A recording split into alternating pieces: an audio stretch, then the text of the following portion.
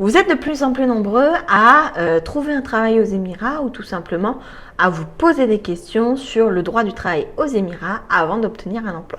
Je vous propose dans cette vidéo de voir quelques grands classiques, des questions sur le droit du travail aux Émirats qui peuvent m'être posées régulièrement.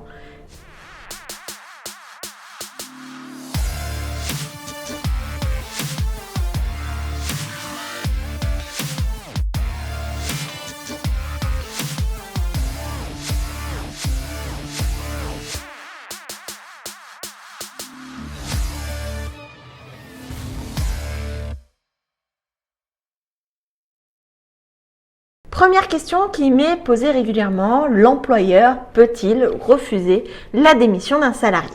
Si le salarié a respecté la forme prévue pour la démission, c'est-à-dire un acte écrit, que ce soit par une lettre, que ce soit par mail ou par fax, et qu'il respecte les modalités prévues dans le contrat de travail, par exemple les délais de préavis, alors la démission ne peut pas être refusée par l'employeur.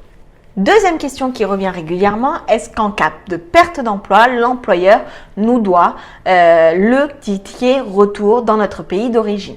En cas de démission ou de licenciement pour faute, l'employeur ne nous doit rien à titre de ticket de retour dans notre pays d'origine.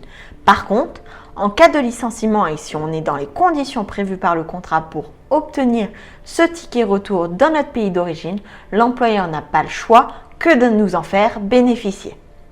Troisième question régulièrement posée, comment sont rémunérées les heures supplémentaires aux Émirats Arabes Unis?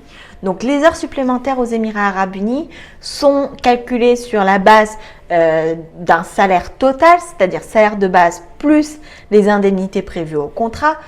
Si l'on réalise des heures supplémentaires, on est payé plus 25% de son salaire total. Par contre, si l'on travaille en heures supplémentaires entre 9h du soir et 4h du matin, on a le droit à 50% supplémentaires sur notre salaire total, c'est-à-dire salaire de base et indemnité. Quatrième question qui revient régulièrement, l'employeur peut-il nous refuser des vacances? Les salariés ici aux Émirats Arabes Unis ont droit à un certain nombre de jours de vacances, congés payés par an.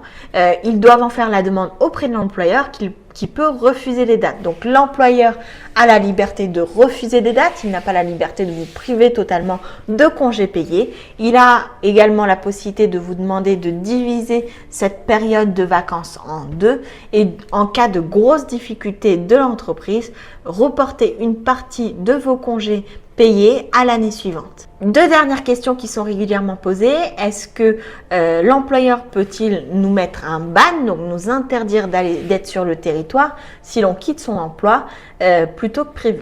Dans le cadre d'un contrat à durée limitée, il faut respecter la durée du contrat. À défaut, on s'expose à un ban d'1 an du territoire des Émirats Arabes Unis. Dernière question qui est régulièrement posée, peut-on travailler à temps partiel pour deux entreprises différentes? On peut tout à fait travailler à temps partiel pour deux entreprises différentes à deux conditions.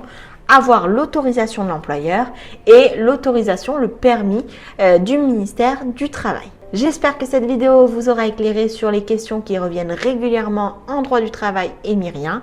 Si vous avez des questions à ce sujet-là ou si vous avez d'autres questions auxquelles je n'ai pas répondu dans cette vidéo, vous pouvez les laisser en commentaire.